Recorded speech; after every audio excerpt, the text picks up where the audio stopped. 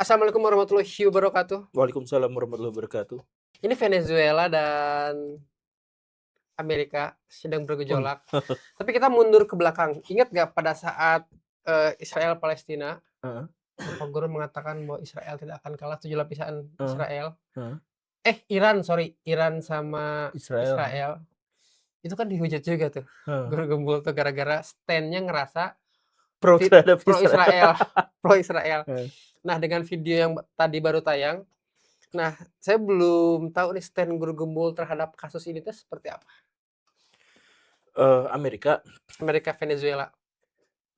jadi saya pikir Donald Trump itu adalah salah seorang presiden yang paling paling badass gitu di Amerika Sepanjang Serikat. sejarah. Ya nggak sepanjang sebaran juga, cuman maksudnya, dia tuh bener-bener nggak punya moral gitu. Jadi pertimbangan sepenuhnya itu adalah utilitarian dan pertimbangan-pertimbangan semacam ini tuh umum di Amerika Serikat gitu. Jadi Mhm, banyak orang yang sepenuhnya itu amoral, banyak mhm, orang yang menentukan baik dan buruk itu ya sesuai dengan keuntungan, bukan sesuai dengan hal-hal yang lain gitu. Nah, mhm. Donald Trump itu gitu banget gitu. Kan kemarin dulu saya tuh bikin video bahwa di tahun 2027 sampai 2037 itu adalah potensi Amerika Serikat dan Cina itu perang gila-gilaan. Panjang juga ya ininya, rentan waktu Ya karena gini, karena pada waktu itu tuh diperkirakan Cina itu melampaui kekuatan militer Amerika Serikat.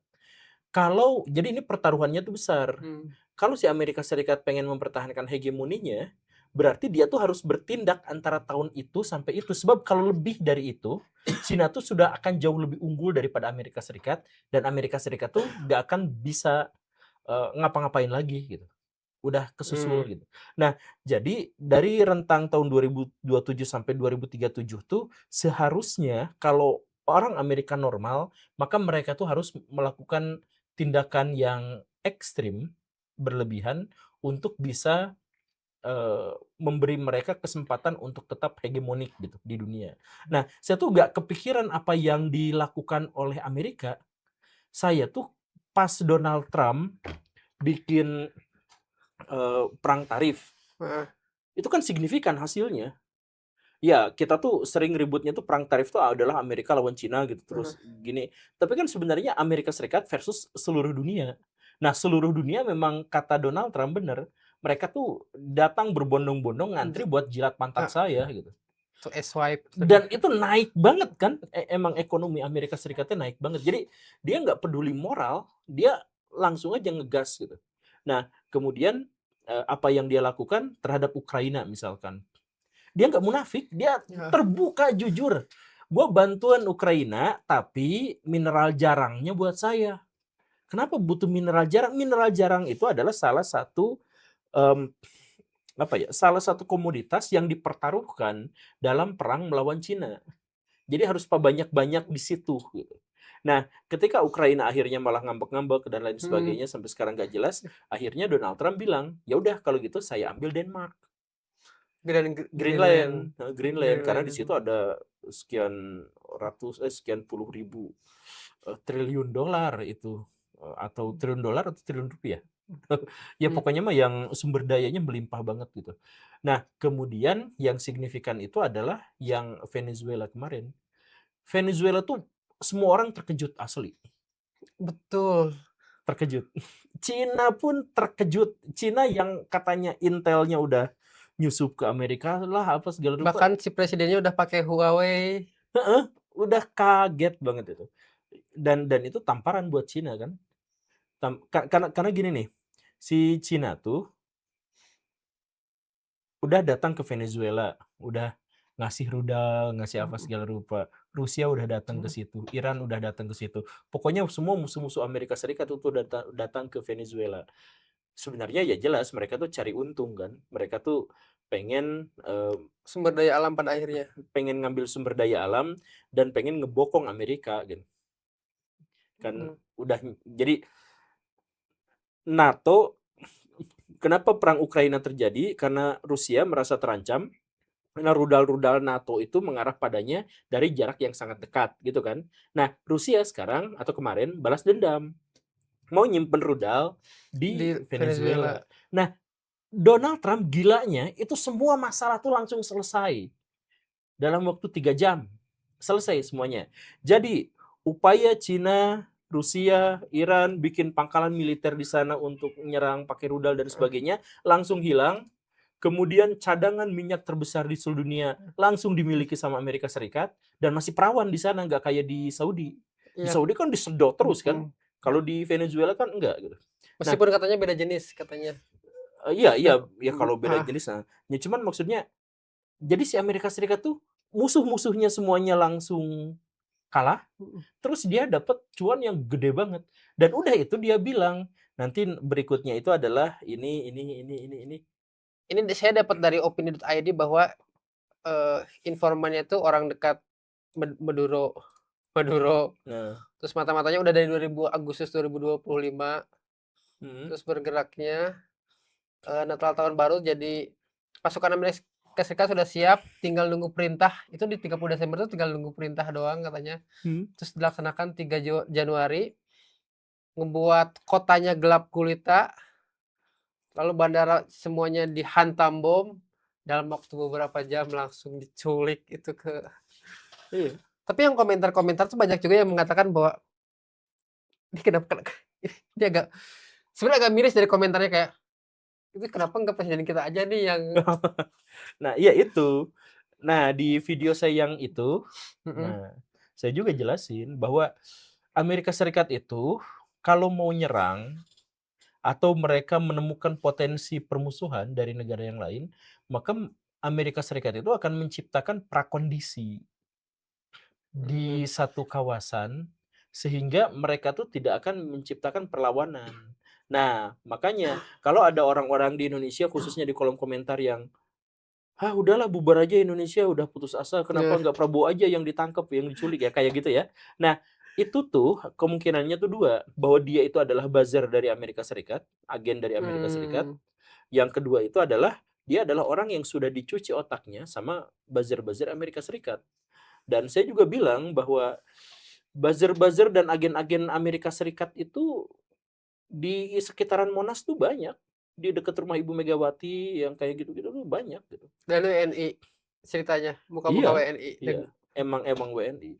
Jadi ada agen-agen Amerika Serikat tuh yang menjadi agen tuh bukan karena dibayar tapi iya dibayar iya sih, cuman maksudnya tapi karena mereka punya ideologi yang sama gitu. Jadi melihat bahwa di Indonesia itu banyak penindasan, banyak apa, dan mereka itu punya itikad baik untuk gimana caranya kita mengkritik pemerintah gitu, supaya mereka itu kembali ke jalan yang mhm, benar. Tapi mereka minta duitnya tuh dari Amerika gitu.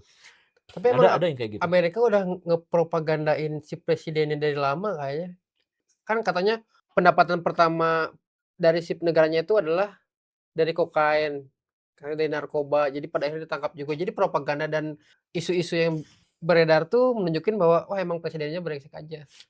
Nah Tapi terus emang brengsek. oh iya, Maduro tuh emang jadi gini, konflik antara bukan konflik sih sebenarnya ini, pemerkosaan mhm, Amerika Serikat terhadap, Venezuela itu jangan dibayangkan pertempuran antara orang baik dengan orang jahat, enggak. Ini adalah dua-duanya busuk. pertempuran orang busuk yang lemah dengan melawan orang busuk yang kuat gitu, itu. Jadi Maduro tuh ya ampun kan kita tahu lah ya, Amerika Latin tuh segimana gitu. Venezuela itu adalah sebuah negara yang tingkat kriminalitasnya menciptakan kematian yang jumlahnya sama dengan daerah konflik, daerah perang. Jadi kematian di Ekstrim situ juga ya. ekstrim, ekstrim. Jadi kriminalitas di sana tuh menyebabkan kematian sama seperti wilayah yang sedang perang. Apalagi di Caracas. Itu apakah ciri khas Amerika Latin semuanya kayak gitu ya, Meksiko gitu-gitu? Jadi gini, Amerika Latin itu punya 2 masalah. Pertama, dia sadar bahwa mereka itu menjadi sapi perah kapitalis. Mmm, Tapi di sisi lain, mereka sadar bahwa komunisme dan atau sosialisme itu gagal untuk bisa memberikan kepada mereka kemakmuran. So, sekarang pikirin, mereka ada di antara kejepit di antara sosialisme komunis pasti gagal, tapi fakta bahwa kita tuh masih disedotan terus sama lintah kapitalis. Itu tuh coba kalau misalkan hidup di realitas yang seperti itu galau banget, kita tuh bingung. Jadi kita tuh mau kemana gitu. Kan kalau kita mah masih bisa diangin-angin dengan ekonomi Pancasila gitu Hmm, kan. Di sana nggak bisa, di sana nggak bisa. Faktanya adalah negara-negara itu disedotin terus sama Amerika Serikat sampai sekarang. Coba bayangkan kita jadi orang Argentina, ngelihat masa lalu. Argentina itu adalah salah satu negara 10 besar ekonomi terkuat di dunia. Lalu hmm. jatuh dan tak bisa bangun lagi, sekarang krempeng lebih dari Indonesia. Lihat Brazil, kaya raya, sumber dayanya banyak. Mereka sendiri nggak boleh nebangin pohon, tapi orang luar Amerika Serikat nebangin di situ. So, jadi korban kapitalis iya, mau membangun sosialis komunis gagal. Hmm. Ini ada konspirasi ini juga nih, saya dapat dari ini, saya coba bacakan ya. Ini dari akun namanya Hari Katans. Kudeta di atas Gunung Emas, jadi tumbal berdarah demi kontrak karya nomor satu. Ini yang mengatakan bahwa Jakarta 1965, kota itu membara darah tumpah daging di lubang buaya, mahasiswa turun ke jalan dan inflasi mencekik leher rakyat. Mhm, Sejarah resmi mencatat ini sebagai konflik ideologi komunis melawan agamis. mhm, Komunis melawan agamis, PKI melawan Angkatan Darat. mhm. Namun jika kita menggeser lensa dari Jakarta ke pedalaman Papua yang sunyi, kita akan menemukan motif yang jauh lebih besar, dingin, dan berkilau, yaitu Gunung Erzberg. Itu teori Heeh, konspirasi. heeh, jadi intinya tuh bahwa satu-satunya yang menghalangi Amerika menguasai Gunung Erzberg itu adalah seorang bernama Soekarno. Jadi pada akhirnya ngebuatlah itu Soeharto bekerja sama Amerika yang pada akhirnya Eh, menunggangi si kasus PKI ini. ya itu teori konspirasi lama, tapi maksudnya gini, itu tuh gak sesimpel itu. Soekarno tuh bukan hanya ngehalangin Amerika Serikat dari Gunung Emas, gak sesimpel itu, jauh lebih luas. Jadi bukan hanya berebut Gunung Emas di situ. Tapi gini nih, coba bayangkan ya, coba bayangkan. Di zaman itu ada dua kekuatan besar, komunis sama kapitalis. Amerika Serikat itu kapitalis, Soviet itu komunis. Dua-duanya punya huludak nuklir. Dan dua-duanya tidak bisa saling mengalahkan satu sama lain. Jadi mereka itu akan terjebak pada persaingan abadi. Sengeri itu. Jadi di benak Amerika Serikat, pahitnya tuh luar biasa. Di benak Soviet itu juga pahitnya luar biasa. Bayangin dikurung dalam satu kamar, Hmm, dua-duanya pegang samurai. Berani saling bacok nggak? Enggak. perhitungan sih. Kalau dua-duanya dikurung dalam satu ruangan, terus disuruh gelut tanpa senjata, masih mungkin berantem, masih. Tapi kalau dua-duanya dikasih golok, dikasih samurai, dikasih linggis, yang itu pasti mematikan, sekali bacok pasti mati gitu, nggak akan berantem. Nah, itulah kondisi yang terjadi di Amerika Serikat dan Soviet pada tahun itu, pada tahun 60-an. Keduanya punya huludak nuklir sampai 27.000 dong. Bayangkan 27.000 itu artinya apa? Kalau satu diledakkan itu hanya satu kota habis, 27.000 berarti berapa gitu. Nah, mereka tuh kan stres gitu, tertekan. Makanya satu-satunya jalan adalah karena mereka nggak berani saling serang, mereka tuh harus menciptakan situasi di mana salah satu pihak menjadi terlalu kuat sehingga yang lain nggak berani nyerang. Makanya Hmm, doktrin dari Amerika Serikat itu adalah mencegah serangan dengan cara membuat serangan itu mustahil dilakukan. Gitu hmm, kan pikirannya tuh. Nah, jadi gini, yang dipikirkan pada waktu itu adalah Amerika Serikat nggak mau nyerang Soviet, Soviet juga nggak mau nyerang Amerika Serikat. Tapi yang mereka pikirkan, Amerika Serikat harus ngebanyakin teman, ngebanyakin senjata, ngebanyakin teknologi, sampai kita tuh jauh lebih tinggi sehingga Soviet nggak berani nyerang kita. Gitu. Demikian pun Soviet mikirnya tuh gitu.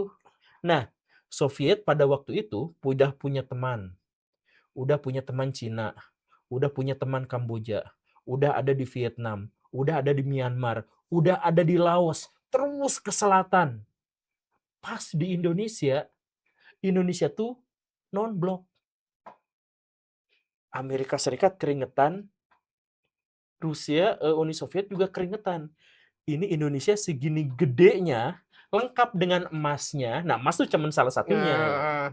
Lengkap dengan emasnya, kata Soviet, amit-amit jangan pernah sampai gabung ke Amerika Serikat. Karena berarti nanti emasnya buat dia, sumber dayanya buat dia, kejomplangan itu akan berpihak pada Amerika Serikat. Kata Amerika Serikat juga jangan seperti itu. Karena kalau Indonesia menjadi milik blok musuh, maka kesenjangan itu akan memenangkan mereka. Nah, gitu. Jadi bukan hanya gara-gara emas, emas itu hanya satu di antara sekian. Jangan teori-teori konspirasi itu sering mengsimplifikasi gitu. Punten misalnya menyederhanakan. Ya, emas memang jadi rebutan, tapi bukan hanya itu. Tapi itu termasuk kemenangan besar nggak buat Amerika mendapatkan gunung emas Papua? Yang ngebuat teori konspirasi lagi, yang ngebuat mereka bisa mencetak dolar sebanyak mereka memiliki emas. Mereka mencetak dolar sebelum itu tuh bukan kejadian tahun 65, tapi jauh sebelum itu. Karena pada waktu itu, jadi kalau misalkan soal Amerika Serikat menjadikan underline dolarnya itu bukan emas eh, itu tuh dimulai dari beresnya Perang Dunia Pertama, Kedua. Jadi pas perang ini ceritanya bakal panjang nih. nggak apa-apa, ini baru 20 menit kita. Jadi gini ceritanya, Perang Dunia Kedua itu Amerika Serikat itu pinter, sama seperti biasanya. Ada Hitler dan teman-teman. Ada Hitler, Mussolini sama siapa Hirohito. Nah, itu menyerang seluruh dunia. Seluruh dunia balik nyerang. Terjadi chaos di mana-mana. Afrika habis, Eropa habis, Asia habis. Yang paling aman tuh apa? Amerika Serikat. Jauh ya. Jauh dari mana-mana. Nah, kebijakan Amerika Serikat apa, Cik? Tunggu sampai kedua-duanya udah sekarat. Pas udah sekarat, Amerika Serikat datang, bacokin semuanya, terus Amerika Serikat mengklaim kemenangan. Kebayang kan? Nah, sekarang Inggris perang sama Hitler. Itu Inggris udah boborot, itu udah puluhan juta prajuritnya mati. Prancis juga seperti itu, Rusia juga sudah seperti itu. Nah, di akhir di babak kedua Perang Dunia II, Amerika Serikat baru datang. Nah, baru datang, kemudian ia menghabisi Jerman. Sudah. Tapi pada waktu itu, si negara-negara Inggris, Prancis, dan sebagainya, itu juga udah sekarat.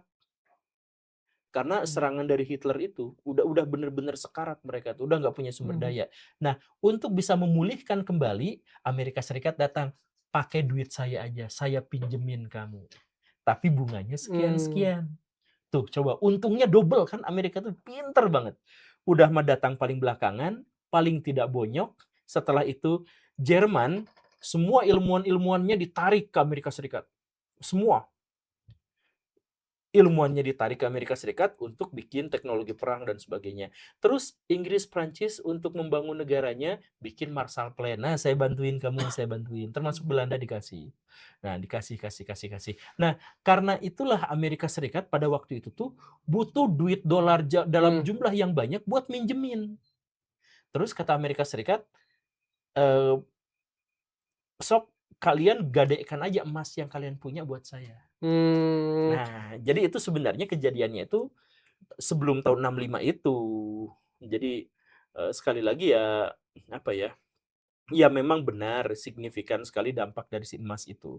Tapi bukan hanya pada bagian itu, yang lain-lain juga besar luar biasa gitu. Oh, berarti yang menarik adalah, jadi setelah sekian sekian puluh tahun Amerika di atas sendiri, terus dia khawatir ternyata Cina udah sedekat ini, Nah, dan dia udah mulai mepet-mepet ke Venezuela, dia ya, ambil langkah lah duluan. Karena salah satu statement yang menarik dari ahli ekonomi juga mengatakan bahwa gertakan gertakan Trump ini bukan gertakan ke Venezuela, tapi gertakan ke iya, Cina dan ke betul, Rusia katanya. betul, betul. Iya makanya ini secara demonstratif dilakukan di depan mata Cina. Kan delegasi Cina baru pulang kan, Maduro tuh baru tidur. Delegasi Cina pulang, Maduro tidur, 3 jam kemudian Maduronya udah di Amerika Serikat. Itu si Cinanya. Dan sama istrinya diangkutnya ya. Iya, diangkutin sama istrinya. Tapi Nah, dengan keramaian ini fungsi dari PBB apa berarti Pak Guru? fungsi dari PBB itu adalah melegitimasi tindakan-tindakan Amerika Serikat. Kalau misalkan kayak gini-gini dia boleh, Ya, PBB itu soalnya tuj banyak yang menanyakan juga, "Ini PBB kemana sih, PBB ya kemana?" 70% dana operasional PBB itu kan dari Amerika Serikat. Si PBB itu juga dilema gitu dan aduh, saya di sini tuh cuman jadi ini aja dari Mhm, pembenar, bagi Amerika Serikat. Tapi kalau misal Amerika Serikat marah sama PBB gitu, mhm, udah gedean Amerika Serikat daripada PBB. mhm, Coba, ya kayak barusan, PBB kalau ada pembantaian di satu negara, mereka tuh nggak bisa apa-apa. Amerika Serikat tuh turun langsung. Ini kuatan Amerika Serikat daripada PBB. PBB mah, "Kami mengecam, iya udah kami mengutuk." Nah, itu doang, nggak jauh dari itu. sama kayak itu berarti, kalau mecam-mecam mah kayak orang-orang demo kan. Iya, Ada juga yang demo demo menolak Amerika Serikat dan mendukung Venezuela, ada juga tuh aduh, orang-orang. enggak. Jadi, ya seperti yang dibilang tadi ya, jadi, mmm, perseteruan antara Venezuela dan Amerika Serikat itu jangan disebut sebagai perseteruan antara orang baik dan orang jahat. Tapi antara orang baik yang bodoh dengan orang baik yang antara orang jahat yang bodoh dengan orang jahat yang pintar, itu saja. Jadi Venezuela juga gembong narkoba emang beneran di Mhm. situ.